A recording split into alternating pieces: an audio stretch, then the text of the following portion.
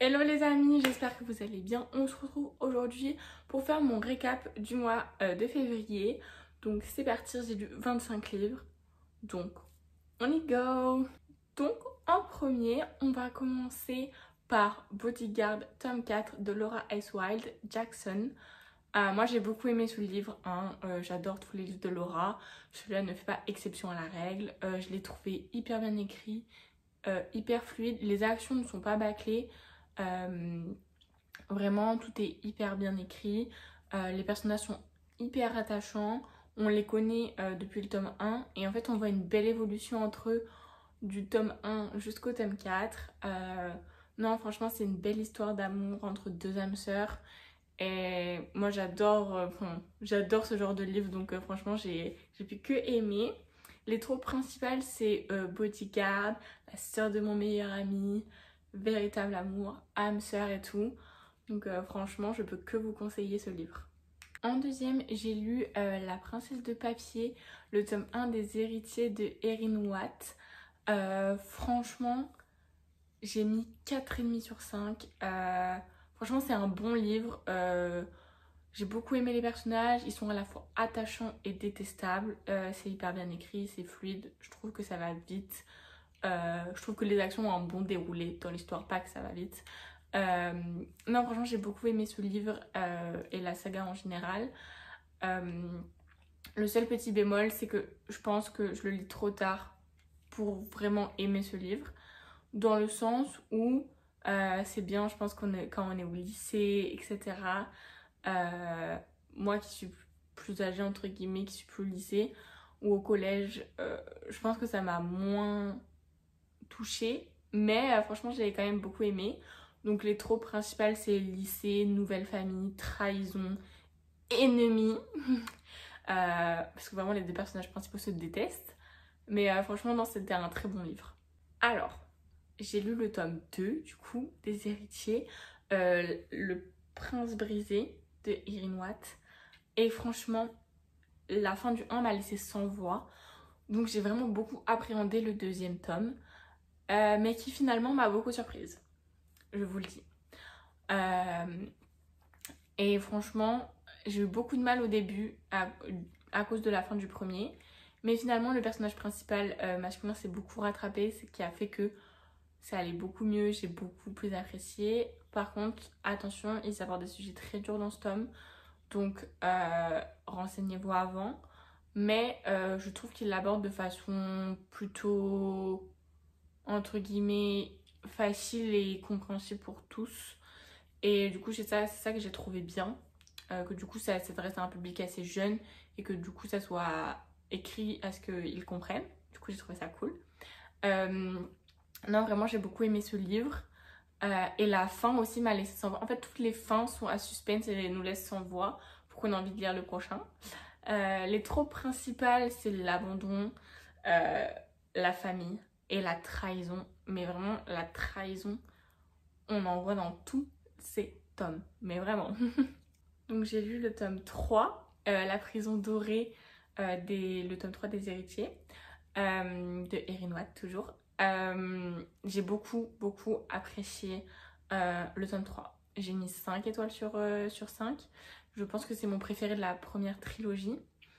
En l'occurrence, on voit une Ella vraiment très différente du premier tome. Elle aide absolument tout le monde. Elle veut vraiment aider Reed à s'en sortir. Et en même temps, elle gère ses problèmes familiaux, ses problèmes relationnelle, elle essaie d'aider Easton, enfin vraiment elle se donne à fond pour aider tout le monde, limite à s'en oublier elle-même, mais je trouve que c'est assez représentatif de la maturité de la relation entre Ella et Reed en fait, finalement, et je trouve que ça leur va bien. Et donc dans ce tome on parle de prison, on parle de meurtre, on parle de coups montés. Voilà, on va parler, on va dire les termes. Et franchement, c'est mon préféré de la première trilogie. Donc, je vous conseille de le lire. Bon, ensuite, j'ai lu le tome 4 des héritiers, Le prince déchu.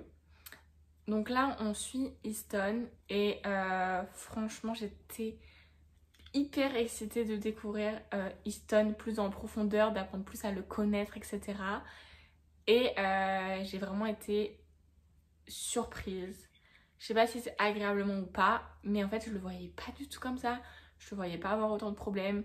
Je le voyais pas être comme il était, parce qu'en fait, dans les premiers tomes, il est très jovial, il est très à faire de l'humour, etc. Mais en fait, c'est juste une énorme carapace pour se protéger. Et en fait, il a été obligé d'enlever sa carapace pour essayer de conquérir le cœur de sa belle. Et c'est ça que j'ai beaucoup aimé. Et non, franchement, c'est un très bon livre. C'est, je pense, mon préféré de la saga. Ça m'a fait beaucoup cogiter, en fait, ce livre. Et je pense que c'est pour ça que je l'aime autant. Donc dans ce tome, les tropes principales, c'est le football. Elle est très très résistante à lui, elle veut pas du tout entendre parler de lui, elle laisse pas du tout avoir sous son charme et tout. Et c'est pour ça que moi j'ai autant aimé ce livre. Donc je vous le conseille, vraiment mon préféré de la saga. J'ai lu le tome 5 du coup et dernier tome de la saga, Le Royaume en danger. Et je peux vous dire que celui-là a été plein de rebondissements. La fin du 1 nous laisse littéralement sur les fesses. On apprend qu'Hartley ne se souvient plus du tout de rien et a complètement perdu la mémoire. Elle est amnésique. Et du coup, plein de personnes très mal intentionnées vont essayer de se servir de cette amnésie contre elle pour l'éloigner de Easton. Sauf que Easton ne va pas du tout laisser passer ça. Bien au contraire, il va tout faire pour qu'elle se souvienne de lui, pour qu'il retombe amoureux, pour qu'il s'aime à la folie comme avant. Et vraiment, j'ai adoré ça. Le fait de... C'est comme une seconde chance, mais sans vraiment être une seconde chance, parce qu'en fait, ils se sont jamais quittés, c'est juste qu'elle a tout oublié. Et j'ai trouvé ça vraiment hyper beau et hyper romantique. Et du coup, j'ai vraiment genre adoré ça. Vraiment, le fait que ils se retrouvent et tout, comme s'ils avaient une deuxième chance de s'aimer. Et franchement, j'ai adoré. Et du coup, les traits principaux, c'est l'amnésie, l'accident et l'amour, le véritable amour. Donc voilà, j'ai trop aimé ce livre. Ensuite, j'ai lu le tome 1 de Hôtel Serafina, jeu indécis de Cathy Russ. Je connaissais pas du tout cette histoire. Je l'avais découvert sur le BookTok américain. Je me suis laissée tenter. Je connaissais pas du tout l'autrice non plus. C'était mon premier livre d'elle. Et vraiment, j'ai adoré cette saga. Mais vraiment. C'est le spin-off d'une autre saga. Juste. Moi, personnellement, je l'ai pas lu. Donc, ça m'a pas du tout dérangé dans l'histoire. Vraiment pas. Mais si vous lisez en anglais, je vous le dis. Comme ça, vous pourrez aller lire d'abord l'autre histoire et après celle-là. Non, franchement, c'est un très très bon livre. Les personnages sont hyper bien écrits. C'est relativement court, mais je trouve que c'est quand même hyper bien détaillé, que ça ne va pas trop vite, que l'action est là au bon moment. Les personnages sont hyper attachants. Je trouve vraiment que ce sont vraiment de très bons livres. Donc, j'ai hâte que vous me donniez votre avis si vous les lisez.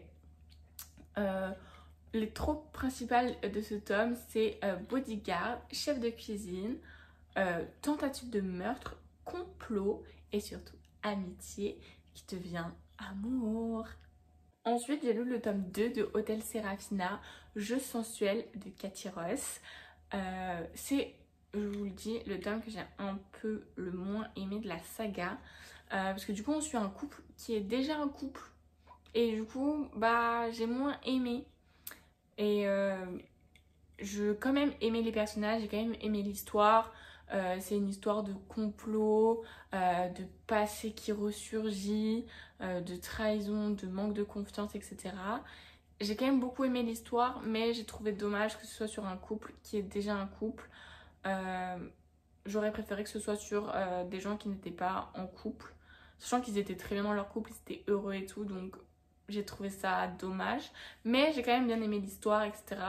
Je sais que j'aurais adoré si ça avait été un couple qui n'avait pas été un couple. Donc voilà. Ensuite, j'ai lu le tome 3 de Hôtel Serafina, jeu imprudent de Cathy Russ. C'est clairement, je pense, avec le tome 4, mon préféré de la saga. Vraiment, Vadim et Angel, vraiment des pépites. J'ai trop aimé l'histoire. On suit un hacker qui veut aider son amie. Elle est serveuse dans le restaurant de la fille du tome 1 du coup. Et non, franchement, c'est hyper bien. L'histoire, elle est hyper belle. Franchement, c'est une très très belle histoire d'amour entre eux. Je trouve que vraiment, ce sont des âmes sœurs et ils sont vraiment faits pour être ensemble. Même si, bon, Vadim m'a mis du temps à reconnaître que Angel était une femme incroyable. Mais c'est pas grave. Franchement, non, c'était un très bon livre. J'ai vraiment beaucoup aimé ce tome. Et pour finir, j'ai lu le tome 4 de Hôtel Serafina, Jeu dangereux de Cathy Russ. Comment dire? C'est mon tome préféré de la saga. Pourtant, le personnage masculin principal, c'est pas quelqu'un qu'on voit beaucoup, mais comme j'avais aucune attente sur lui, c'est vraiment une histoire que j'ai adoré découvrir. Donc lui, il est bodyguard et elle assistante du PDG d'une énorme entreprise aux États-Unis. Sauf qu'elle va assister au meurtre de son patron. Et elle va vouloir se réfugier chez son ami, Vadim. Sauf que lui, il n'est pas là. Et donc, c'est Ronan qui va être là. Et du coup, il va l'aider au péril de sa vie alors qu'il la connaît pas du tout. Il sait même pas qui elle est. Juste, il va l'aider. Et c'est ok pour lui, genre, c'est normal d'aider une fille qu'il connaît pas. Enfin, vraiment, je me suis dit, mais ce gars a le cœur sur la main, ce gars est incroyable. Et c'est vraiment pour ça que j'ai autant aimé ce livre. Parce que je trouve que c'est une réelle preuve de gentillesse et de bonté, etc. D'aider quelqu'un sans rien en retour, sans rien attendre. Donc, franchement, j'ai adoré ce livre. Les tropes, c'est bodyguard, assistant d'entreprise, complot, meurtre, tentative d'assassinat, mais surtout amour et aide. Ensuite, j'ai lu le tome 2 des Boston Belt de L.J. Shane, The Villain. Et franchement, il était incroyable, ok? Mais vraiment incroyable. Cillian Fitzpatrick, marie-moi. Mais clairement, marie-moi. Incroyable. Les personnages sont hyper bien travaillés. Cillian, moi je l'attendais de haut feu tournant. J'avais trop peur qu'au fil du livre, il devienne gentil, etc. Mais pas du tout. Il est resté égal à lui-même. C'est-à-dire un sociopathe de première. Et franchement, on peut que l'en remercier, d'accord? Perséphone est restée aussi égale à elle-même, c'est-à-dire têtue, caractérielle et surtout, elle adore dire non quand on lui dit quelque chose. Et ça, on adore. Et combien de fois ils se sont engueulés, leurs caractères se sont confrontés. Et ben ça, vraiment, on adore, c'est ça qu'on aime. Lui, il est resté sociopathe du début à la fin, même s'il a commencé à accepter ses sentiments envers Perséphone. Il a essayé de la reconquérir, entre guillemets. J'ai vraiment adoré ce livre. Il parle du coup d'un sociopathe, il parle de maladie, il parle de dette, il parle de trahison. Et vraiment, je trouve que c'est un hyper bon livre et j'ai hâte de lire les suites de la saga en tout cas. Ensuite, j'ai lu My Wild Rancher de Sandra Fangari. Et c'était vraiment trop bien, j'ai trop aimé, c'est hyper cool, vraiment une romance comme dans les films. Cette fois, c'est deux âmes sœurs qui étaient faits pour se rencontrer. Ils sont tous les deux amoureux de la vie, amoureux de leur travail et ils vont s'aider l'un l'autre, ils vont se tirer vers le haut. Et ça, j'ai trouvé trop bien. Ils sont tous les deux amoureux du ranch dans lequel ils sont vraiment passionnés, ils veulent vraiment le sauver, ils veulent tout faire pour aider le ranch. Et du coup, ça, j'ai trouvé incroyable. Et ils sont vraiment faits pour être ensemble, quoi qu'il arrive, même les petites galères, les grosses galères, ils sont là ensemble et ils s'aident. Et vraiment, ça, j'ai trop aimé. Les tropes, c'est dette, ranch, amour, trahison, réconciliation. Bref, on adore. J'ai lu ensuite le tome 1 de Giordano, donc il s'appelle Matteo, de Marion Harrick. Franchement, au début, je pensais que c'était une romance toute mignonne et tout, j'avais pas trop lu le résumé. J'étais là en mode, oh, ça a l'air tout mignon et tout, ça démarre dans un camping. Enfin, vraiment, trop mignon. Et en fait, pas du tout. Au bout de 5 chapitres, elle se fait kidnapper. Enfin, il n'y avait rien qui allait. Donc, je me suis posé 5 minutes quand même. J'ai dit, Eva, concentre-toi. Et finalement, j'ai adoré. On parle de mafia, surtout de mafia sicilienne. On parle de... Enfin, du coup, ça commence dans un camping. On parle de kidnapping. On parle d'ennemis. On parle de trahison. On parle de meurtre. Bref, c'était trop bien. J'ai trop aimé. Les personnages sont hyper attachants. L'univers est hyper cool, vraiment. J'ai beaucoup aimé l'univers. Et elle... J'ai adoré son personnage parce qu'elle est très psychologique, elle est très dans l'analyse des gens, très dans la retenue, mais en fait, elle va t'analyser de A à Z et ça, vraiment, j'ai adoré. Après, j'ai lu le tome 2 de Giordano qui s'appelle Lorenzo de Marion Harrick. Alors, j'ai bien aimé ce livre, mais Lorenzo, en fait, je le voyais comme quelqu'un de très réservé, etc. Et ça était le cas dans son livre. Mais du coup, il a eu des actions que je me dis, un homme réservé ne fait pas ça, mon grand. Mais j'ai quand même beaucoup apprécié ce tome. Je trouve que les deux personnages sont vraiment deux opposés. Elle est très solaire, très têtue, etc. Et lui, il est très discret, très dans l'ombre, dans la retenue, etc. Mais vraiment, j'ai adoré leur histoire. Ils se connaissent depuis toujours, en fait, parce que la mère du personnage féminin principal a presque élevé Lorenzo. Donc vraiment j'ai beaucoup aimé. Les troupes c'est sex deal, famille, mafia, hacker, enfin bref, que des choses qu'on aime. On en vient à mon chouchou de la saga, le tome 3 de Giordano, Adamo, qui est vraiment mon coup de cœur de la saga. Donc on suit Adamo et on suit une chasseuse de tête, donc une tueuse à gages si vous préférez. Et en fait, elle va les aider à tuer tous les Russes. Et leur histoire est un peu compliquée, c'est-à-dire au début, ils vont être sex friends. Et puis finalement, ils vont découvrir qu'ils ont des sentiments l'un pour l'autre. Mais qu'en même temps, c'est compliqué parce qu'elle, comme elle est chasseuse de tête, ça va être compliqué entre deux, etc. Mais ils vont tout faire pour que ça marche, entre guillemets. Enfin, ils vont tout essayer pour que ça marche. Quitte même à la faire rentrer dans la mafia. Ensuite, j'ai lu le tome 4 de Giordano, pardon, Drago. Au début, j'ai eu beaucoup de mal avec ce tome, je vous l'avoue, parce que je trouvais le comportement de Drago vraiment inacceptable et vraiment horrible avec elle. Mais finalement, j'ai compris pourquoi et j'ai beaucoup aimé ce livre. Vraiment, je trouve qu'on parle d'amour, on parle de deuil, on parle de pardon, on parle aussi d'enfants, on parle d'amour, on parle d'acceptation et on parle de confiance en soi. Et vraiment, j'ai beaucoup aimé parce que elle, Livia, elle s'occupe vraiment de Flavio comme si c'était son fils, même si génétiquement parlant, c'est pas le cas. Et Drago, il lui fait vivre un enfer au début. Et finalement, il commence à comprendre qu'en fait, bah non, en fait, elle est là pour l'aider et au contraire, il devrait être content qu'elle soit là. Donc, c'est ça que j'ai beaucoup aimé dans ce tome. J'ai lu le tome 5 de Giordano qui s'appelle Lelio. Et je vous avoue que c'est celui qui m'a le plus bouleversée.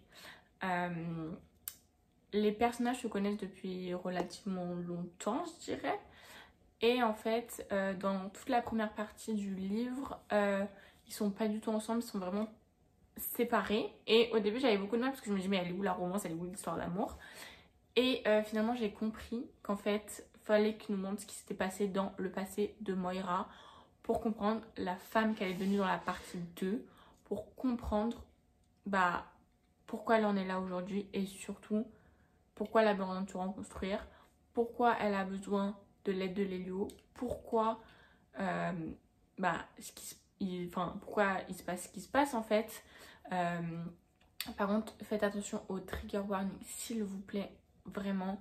Dans ce tome, on parle de viol, on parle de violence conjugale, on parle de mariage arrangé, de reconstruction.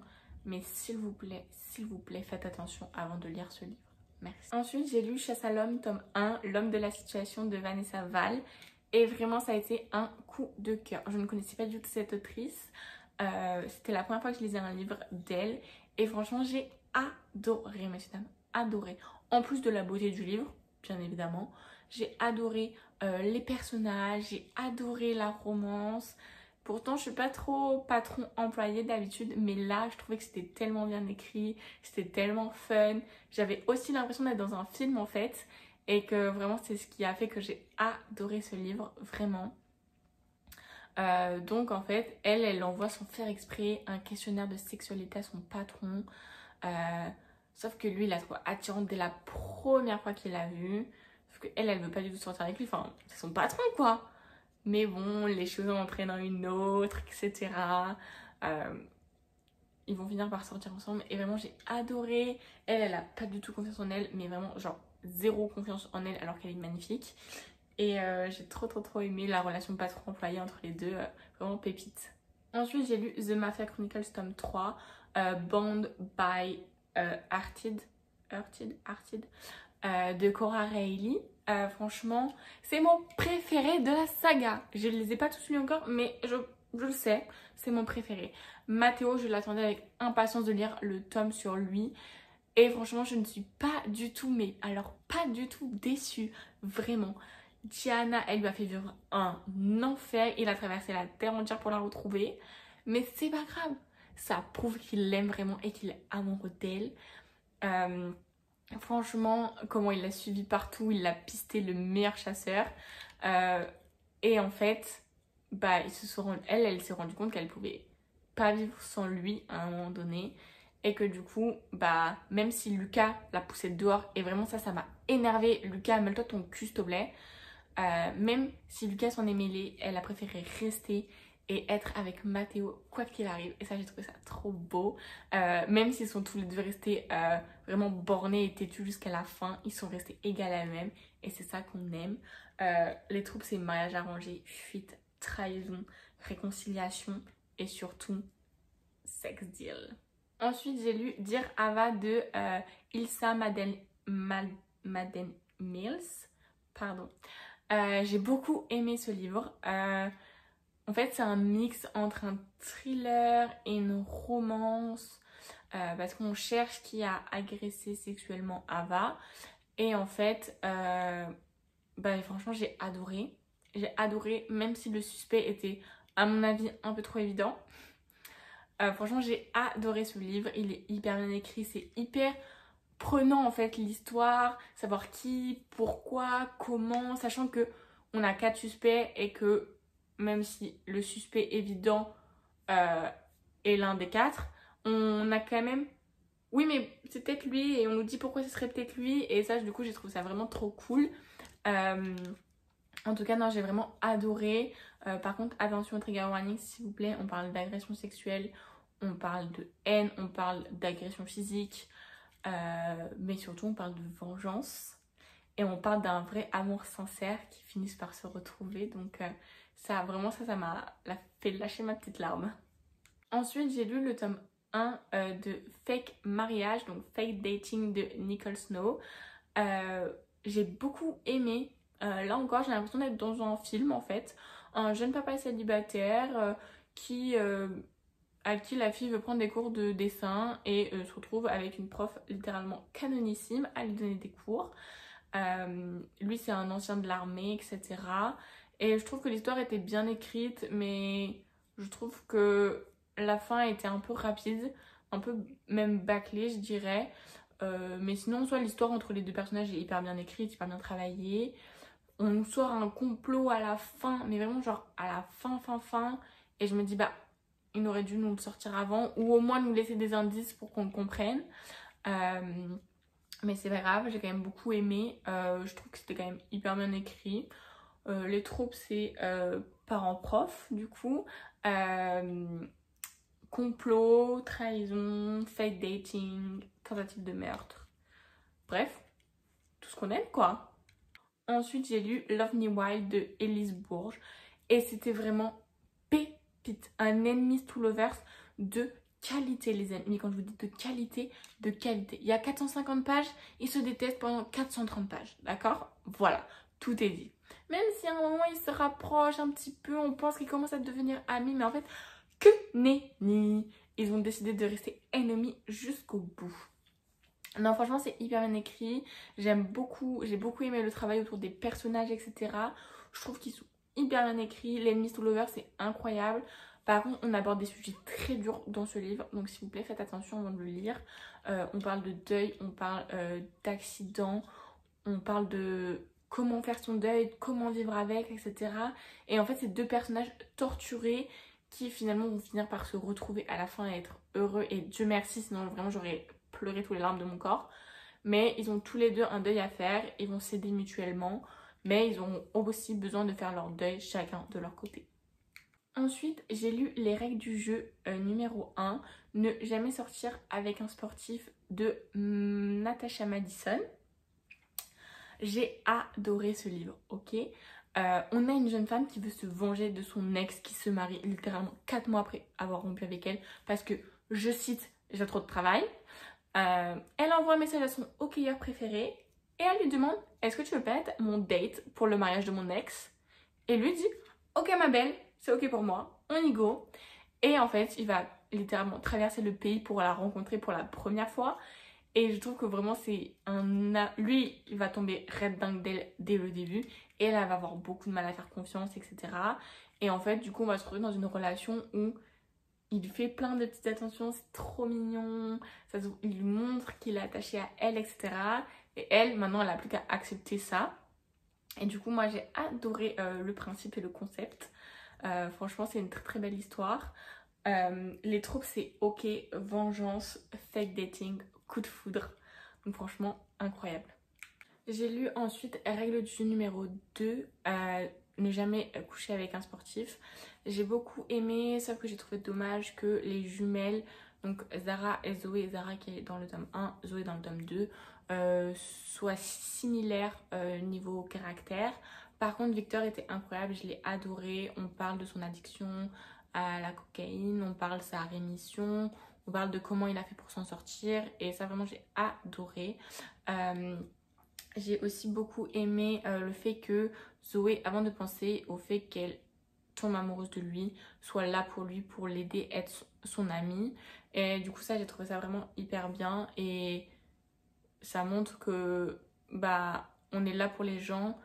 Enfin, elle n'est pas égoïste en fait, qu'elle fait passer d'abord les gens avant elle. Du coup ça, j'ai beaucoup aimé.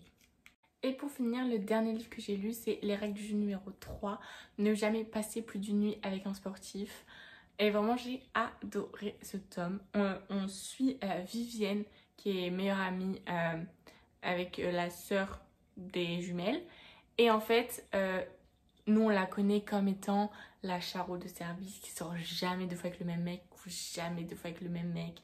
Elle n'a pas le temps pour ça. Et en fait, elle tombe sur Marc. Et franchement, lui, ils vont sortir ensemble plusieurs fois. Et lui, il va tout faire pour qu'elle tombe amoureuse de lui et qu'ils sortent ensemble. Sauf que quand elle se rend compte de ce qui est en train de se passer, elle panique totalement et elle perd pied en fait. Parce qu'en fait, elle manque totalement de confiance en elle. Et franchement, j'ai bien aimé l'évolution. On découvre qu'en fait, c'est une charo, puis en fait, pas du tout. C'est juste qu'elle a pas confiance en elle. Et après, elle regagne confiance grâce à Marc et tout. Et franchement, j'ai trouvé ça trop trop bien. Et les tropes, c'est manque de confiance en soi. Ok, blogueuse, parce que c'est une blogueuse, et surtout discret, parce que Marc il est hyper discret sur sa vie privée, etc. Donc voilà.